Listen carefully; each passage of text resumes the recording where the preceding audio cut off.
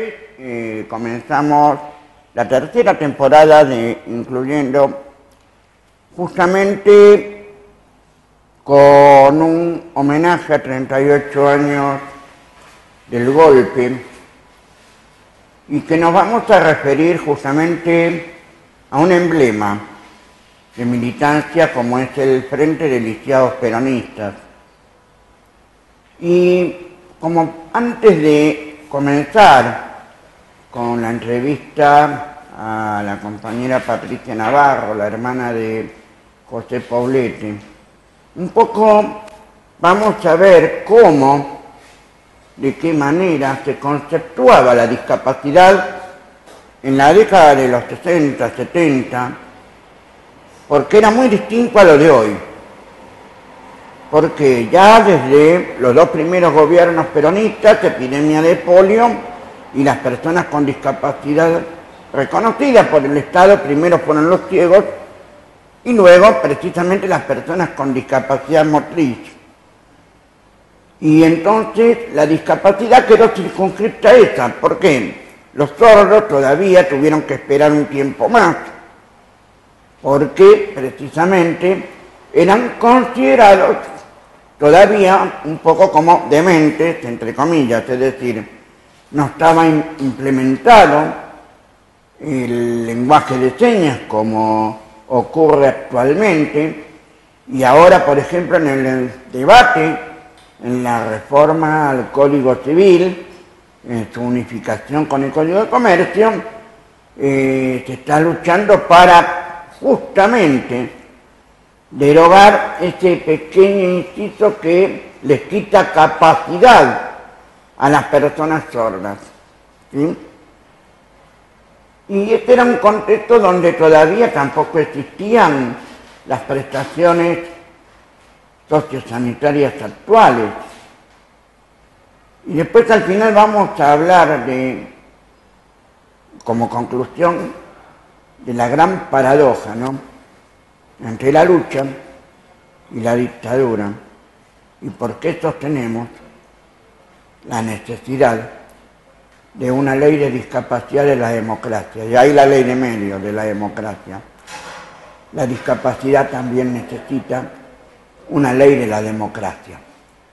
Bueno, vamos a recibir entonces a Patricia Navarro, la hermana de José Poblete, y que militó también en el Frente de Lisiados Peronistas. ¿Qué era el Frente de Lisiados Peronistas? Un poco para que lo entiendan. El Frente de Lisiados se constituyó en el año 74, más o menos. Bueno, en realidad mi hermano viene en el 71 de Chile a Argentina, se radica en el Centro de Rehabilitación de Barrancas de Belgrano.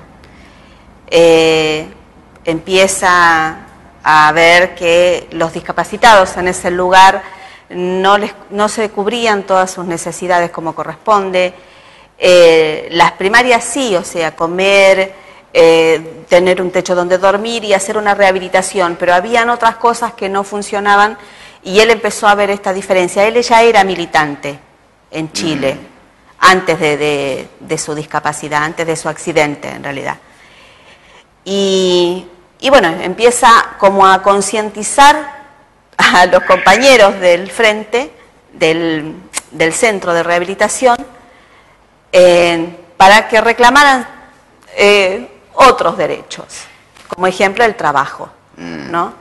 El trabajo, y esto viene después con una ley, pero ahí empieza como a concientizarlos, a movilizarlos, a mostrarles que había una realidad afuera, que también podían ser personas útiles y no tenerlos escondidos en un centro de rehabilitación únicamente, sino de sacarlos y mostrarles el mundo. Muy cerca del centro de rehabilitación había una villa muy conocida en Barrancas de Belgrano, que era un barrio que se había creado en la época de Eva, si no me equivoco, Sí. Y bueno, empezó a llevarlos a estos lugares, a colaborar con la gente. Mi hermano ya venía con esa práctica de su militancia en la escuela primaria, secundaria, barrial. De hecho, él había creado una escuelita para los niños trabajadores o los niños necesitados. Nosotros vivíamos en un barrio de gente necesitada, era un barrio muy humilde, donde nosotros vivíamos en Chile. Pero él ya es como que habían más humildes que él y había que sacarlos de la, digamos, o darles una escolaridad digna. Entonces ya venía con esta práctica de militancia, fue presidente del centro de estudiantes en su escuela secundaria, fue presidente del centro de vecinos en el barrio, con 14 años era escuchado por la gente de arriba de los 40, que ya eran viejos en esa época, para la época eran gente grande y todo el mundo se paraba a escucharlo, y él incentivaba como esto de la solidaridad bien entendida, ¿sí? Esto de movilizar a la gente por sus derechos y todo lo demás. Y esto lo trasladó acá, cuando se vio que en este lugar habían personas que venían, la mayoría eran de clase media-baja, los discapacitados de ese lugar, había gente que venía con otras condiciones económicas, pero la mayoría eran, entonces era como que, bueno, fijarse también que en la familia ellos también podían ser útiles al sistema, digamos, ¿no? Al sistema como lo entendía mi hermano. Sí, exactamente. Al sistema como lo entendía mi hermano. Entonces, bueno, se crea el Frente de Lisiados. Yo tengo como una confusión siempre, yo no sé si fue el Frente de Lisiados Peronistas primero o Cristianos para la Liberación y después, no, creo que fue Frente de Lisiados. Lo que pasa es que corren casi paralelos los dos. Paralelos, o sea, sí. Por un lado nace el Frente de Lisiados Peronistas y por el otro lado, ya en Rosario estaban trabajando los de Cristianos para la Liberación, sí, con el matrimonio entre Elvino Vega, o sea, son más o menos simultáneos. Sí. Yo tenía la confusión porque aparte era, el Frente de Lisiados Peronistas tenía esto de que también habían no discapacitados, digamos, que no tenían visibles, como yo, por ejemplo, ¿no? No tenían una discapacidad visible. Y habían otros compañeros que también, los de Cristianos para la Liberación, que después se acopla con el Frente de Lisiados Peronistas y después se convierte en el Frente de Lisiados Peronistas Montoneros. ¿Sí? Entonces, fue como una fusión de todo lo que se venía trabajando. Y bueno, son los comienzos del Frente en Barrancas de Belgrano. En Barrancas de Belgrano. Porque la historia también comenta que se solían reunir en el barcito, que todavía está casi intacto, el barcito de Ramsay, ¿no? Sí. De Ramsay 2250, ¿no? Sí, sí. Porque allí es donde, según me refirieron a mí, no tengo mayores más fuentes que lo que me refirieron, José hacía allí las reuniones. Sí. Del Frente de Lisiados. Sí, sí. Del movimiento, en realidad. Las reuniones del movimiento. Está bien. Después de... Empezó años 72, 73, vuelve Perón y el Frente se sigue movilizando más arriba, ¿no? El Frente fue uno de los que fue a recibir a Perón a Ezeiza. El Frente fue uno de los que fueron golpeados. Hubieron compañeros, mi hermano de hecho perdió la silla por un lado y él por otro. Él tenía sus piernas ortopédicas, de hecho cuando vino a la Argentina vino por sus piernas ortopédicas, pero a las movilizaciones se trasladaban en silla de ruedas. Y fueron el Frente uno de los que fue a darle la bienvenida al general. Yo no participé de eso, yo era muy chica todavía en ese momento. Yo vine a la Argentina cuando tenía 13 años. Iba a cumplir 13 años y empiezo a militar al año siguiente acá en la Argentina. O sea, ya venía de una práctica mínima en Chile, pero empiezo a militar el año siguiente. Bueno, el Frente de Lisiados fue uno de los que fueron a Ezeiza, digamos. Ya era como un movimiento que plantaba bandera en una actividad social, ¿no? Y combativa. Combativa. Y que es diferente a la actualidad, por ejemplo, ¿no? Donde se notan las ausencias, ¿no? Sí. De esa militancia de discapacidad que supo obtener unas cuantas cosas en esa época. Y fallece Perón y empiezan los problemas, si no me equivoco, para el Frente en esa época, porque va a tener un auge, 72 se crea, 73 se suma la recepción del general, 74 muere Perón. Sí. ¿Cómo se va acomodando de acuerdo a lo que está pasando en el país en esta época, no? El Frente. Mira, yo te cuento por lo que me contaron, lo que me contaron en ese momento de cómo fue ese orden sociohistórico que vivió el Frente. Yo creo que se fueron acomodando de la manera en que lo sabían hacer, o sea, siguieron militando, siguieron funcionando como frente, siguieron ganando espacios, ¿sí? De a poco, de hecho en el 75, en el 76 cuando es el golpe, nos desaparecen 2 compañeros del frente, o sea, el frente ya tenía tenían la mirada puesta, no solamente en los compañeros de otras organizaciones, sino que el Frente ya estaba puesto en la mira en ese momento. Entonces, ¿cómo actuaba el Frente en ese momento? Y bueno, de una forma clandestina o como podía, pero se seguían reuniendo, seguían haciendo sus actividades políticas. De hecho, hay una anécdota, bueno, nosotros tuvimos que irnos a un montón de lugares, las familias en realidad tuvimos que dividirnos y escondernos porque bueno, el Frente ya estaba puesto en la mira, o sea, la actividad del Frente ya era bastante amplia, digamos. No quedó en la muerte de Perón el Frente, claro. No es que se vino abajo, no, el Frente siguió y seguimos, porque ahora ya a esa altura yo puedo hablar incluyéndome, pero y seguimos trabajando y seguimos militando y seguimos funcionando como Cristianos para la Liberación, Frente Lisiados Peronistas, ya era una organización, ya pertenecía a la organización Montoneros, o sea, ya el Frente tenía como un renombre importante. Bueno, vamos a hacer un corte y enseguida seguimos con la entrevista con Patricia Navarro.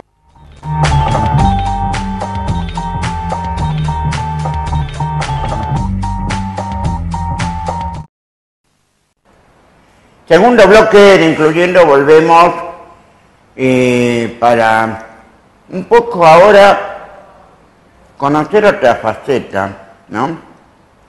Habíamos mencionado al principio a José Poblete como el líder un poco del Frente de Lisiados Peronistas. Y nos queda ver la parte humana, ¿no, Patricia? ¿Cómo era el Pepe? Y Pepe era un muchacho simple, que tocaba la guitarra, cantaba, algunos nos encantaba porque lo amábamos, otros decían que no cantaba tan bien, pero él cantaba, amaba la música, era una persona solidaria, era un muchacho de barrio al cual todos respetaban y seguían desde muy chico. Yo tengo anécdotas de Pepe, de su compromiso con la vida. Nosotros somos de un barrio, como te decía antes, que era muy humilde en Chile, para que veas cuáles eran las bases antes de convertirse en el hombre, ¿no? El chico, cuando crea la escuelita para los niños trabajadores, pide un lugar para dar las clases para estos chicos, cosa que costó mucho conseguirla. Entonces, en el mientras tanto, eran dadas en casa. Y nosotros teníamos una casa que tenía un pequeño living, un comedor, una cocina, un baño muy bonita, muy cálida, y se movían todos los muebles para que los chicos se sentaran en almohadones, piso o lo que fuera, y se les brindaba las clases. Y yo era una nena más en ese momento y él había conseguido que le dieran cuadernos, lápices, gomas. Y bueno, como chico uno quiere lo nuevo y el olor a nuevo te atrae. Me había agarrado un par de lápices, un par de gomas y nosotros éramos 7 hermanos. Éramos una familia, somos una familia numerosa. Y cuando Pepe lo ve me dice, él con cada palabra te daba una enseñanza, ¿sí? Siempre estaba concientizando, era una persona, yo siempre digo que era como que abría las cabezas, ¿no?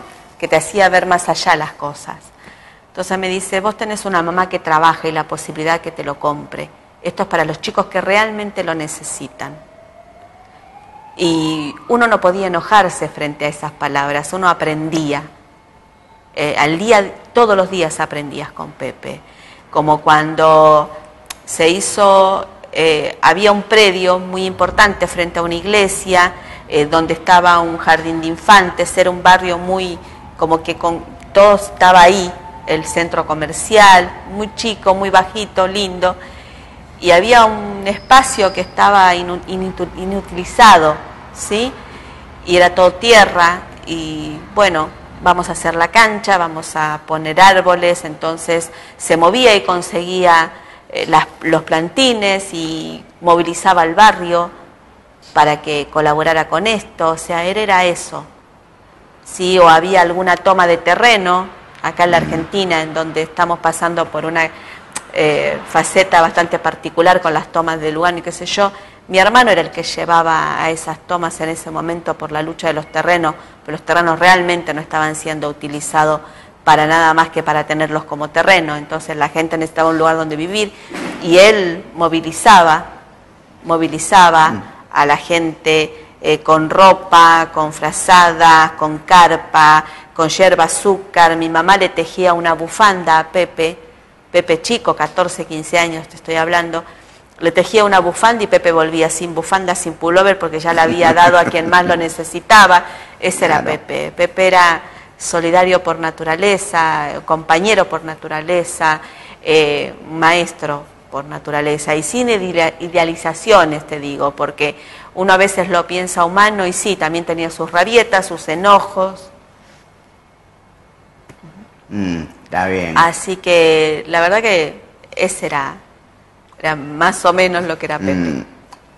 Y para los que no conocen de Pepe, como para ir cerrando, fue el impulsor de la ley 2925, la primera ley que estableció el cupo laboral para las personas con discapacidad en la Argentina, que fue llevada al Congreso por el diputado y senador Oraldo Britos, y que fue el antecedente que paradójicamente después reflejó la ley de la dictadura, la de 22431, ¿no? Por un lado el horror, por el otro lado la vida. Esa es la gran paradoja que tenemos las personas con discapacidad en la Argentina. Por eso se necesita una ley de la democracia para la discapacidad.